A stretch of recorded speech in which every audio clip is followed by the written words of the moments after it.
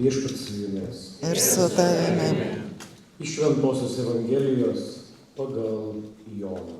Garbė tau Viešpatie. Anuo metu Jėzus kalbėjo savo mokiniams. Aš jums palieku ramybę. Duodu jums savo ramybę. Ne taip aš ją duodu, kaip duoda pasaulis. Tai nebūgštauja jūsų širdis ir tai neliūdi. Jūs girdite, kaip aš pasakiau. Aš iškeliavau ir vėl grįšiu pas jūs.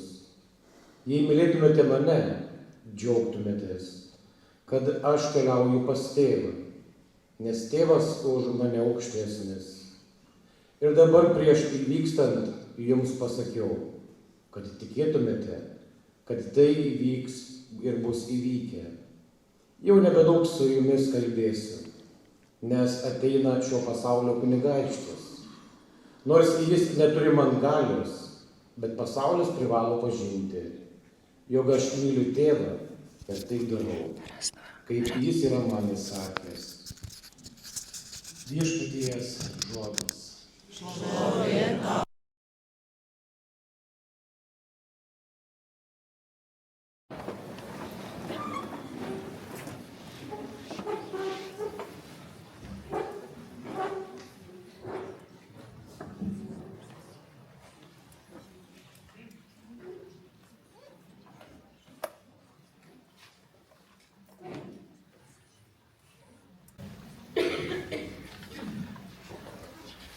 Muchas gracias al señor arzobispo, el arzobispo que están aquí. Gracias por venir a este año también.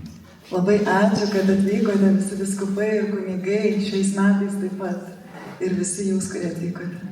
Gracias a los sacerdotes que vinieron y gracias a todos ustedes que están aquí. Ačiū labai visiems kunigams ir visiems jums, kurie esate čia. En este lugar, que es un lugar de gracia, de conversión, de perdón y de tanta fe. Tai yra vieta, kuri turi tiek malonės, tai yra vieta atleidimo, tai yra vieta išpažinties ir tai vieta, kurioje yra tiek tikėjimo. Nuestra fe viene de la revelación del Señor. Está escrita en la tradición y en la Biblia. Mūsų tikėjimas ateina iš santykio su Viešpačiu, kuris yra parašytas Biblijoje, Biblijos tradicijoje bažnyčios. Durante la Santa Misa nos ven presentados en general en este tiempo los actos de los apóstoles y el Evangelio según San Juan. Ir šiuo metu per šventąsias mišias mes buvome supažindinti su apaštalų darbais ir Evangelija iš Švento Jono. Lucas escribió los actos de los apóstoles. Lukas parašė apaštalų darbus. Él nunca conoció a Jesús, no era un apóstol. Jisai niekada nebuvo apaštalas. Vivía en Antioquia de Siria. Jisai gyveno Antiokijoje. Se fue con Pablo y lo acompañó en toda su vida.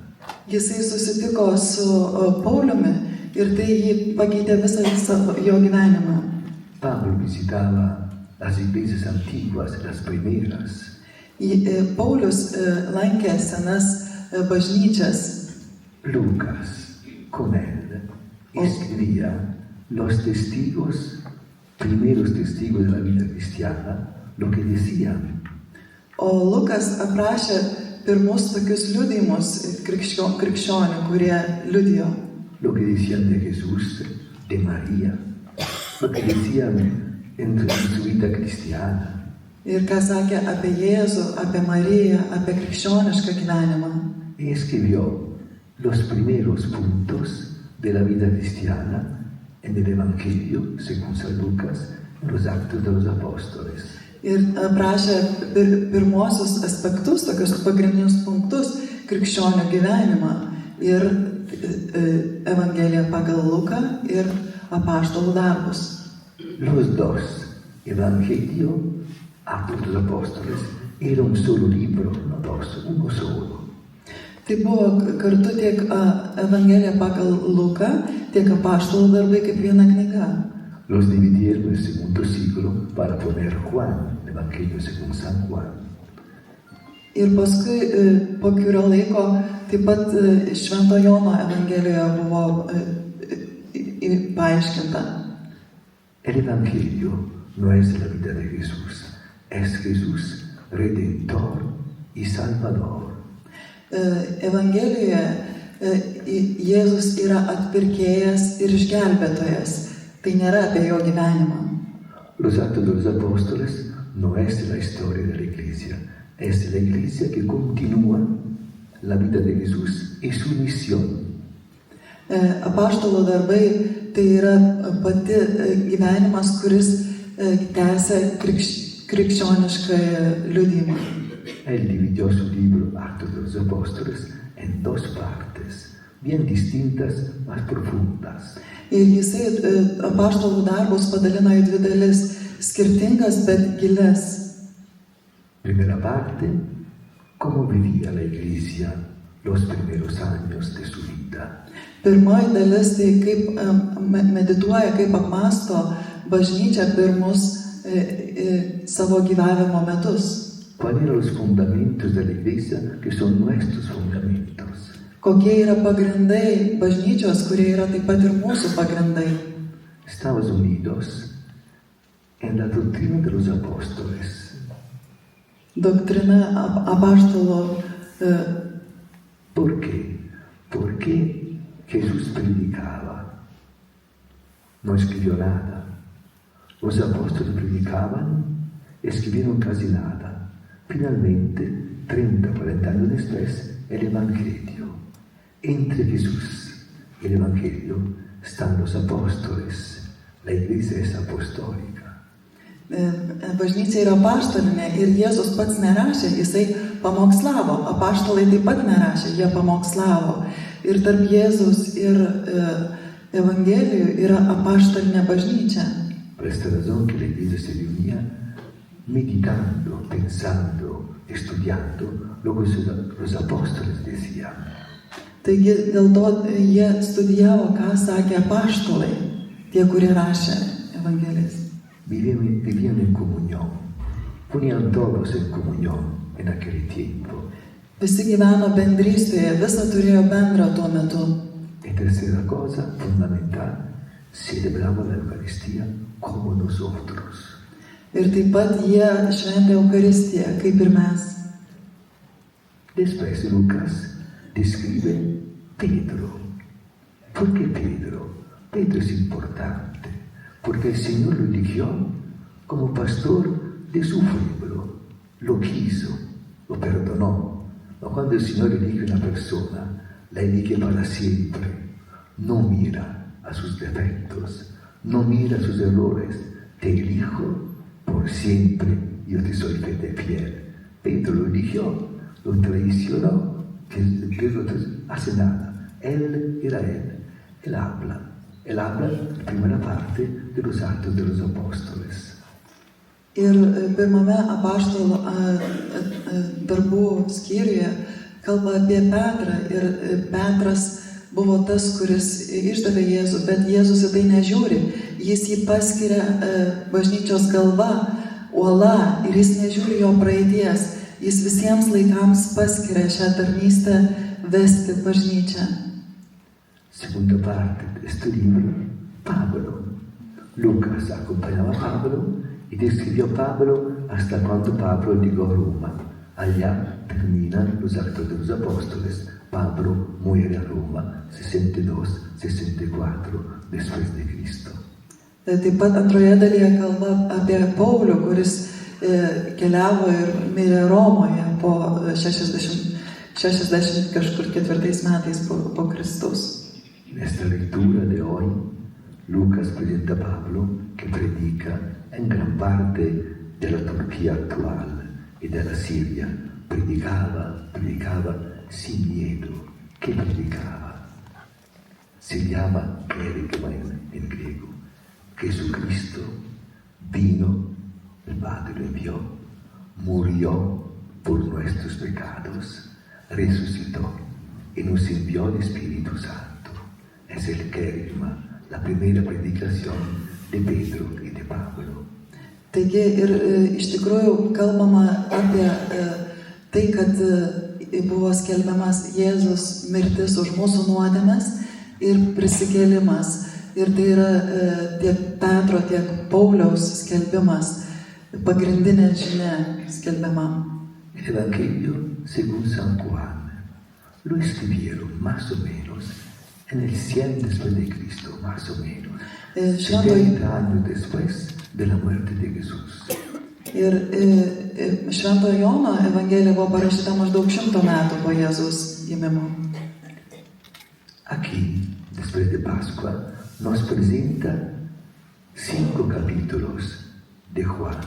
Son los capítulos de su encuentro final en la última cena, condensados allá. Ir būtent Jono Evangelijoje iš tikrųjų didelis dėmesys skiriamas Evangelijoje Eucharistijos įsteigimui. Pero todos tienen un tema bien claro. Primero, Jesucristo es nuestro esclavo, la lavanda de los pies. Ir tokia žinia, kad Jėzus Kristus, Jisai mums tarnauja, plaudamas mums kojas. Él es mi servidor, es tu servidor. Ir Jisai yra man tarnaujantis tarnautojas ir tau tarnaujantis. Murió por mí, murió por ti y siempre nos sigue. Jisai mirė dėl manęs, mirė dėl tavęs ir toliau taip tęsia. Segunda cosa fundamental, la unidad entre Dios Padre y Dios Hijo. Ir antrasis momentas yra vienybė tarp Dievo Tėvo ir Dievo Sūnaus. Como Dios Padre, Dios Hijo están unidos en su relación entre el Espíritu Santo, así nosotros, los cristianos, tenemos que estar unidos, unidos, unidos. Taip kaip Tėvas ir Sūnus yra vieningi ir ateina Šventoji Dvasia toje vienybėje, taip ir mes, krikščionys, turime būti vieningi, vieningi, vieningi. Cada división es un golpe muy negativo a esta unidad que los cristianos tienen, como el Padre y el Hijo hacen una cosa sola. Taigi kiekvienas pasidalėjimas yra tarsi toks smūgis viešpačiui, nes viešpats, Tėvas ir Sūnus yra viena. Altro punto fundamental, el Espíritu Santo. Ir pagrindinis dalykas yra Šventoji Dvasia, que entra dentro de nosotros y nos da la fuerza, la gracia, la capacidad de crecer, crecer, crecer como cristianos. kad ji žengtų į mus ir mums duotų malonę augti ir augti kaip krikščionims. El otro punto, el amor entre nosotros. El amor significa te estimo, te quiero como Jesús me estima y me quiere. Ir taip pat dar vienas dalykas yra, Dievas sako, aš tave vertinu ir tave myliu taip, kaip Jėzus tave vertina ir myli. Y sí, en este lugar santo, donde la gente de cada parte del mundo llega, este es el discurso profundo. Jesús me estima, me quiere. Jesús te estima, te quiere. Tú también tienes que estimar y querer a los demás. Ir šito vieta mus taip pat moko, kad Jėzus mus vertina ir myli, kaip viešpats Dievas, ir mes turime taip pat išmokti vertinti ir mylėti vienas kitą. Que este es el fruto de nuestra estadía aquí.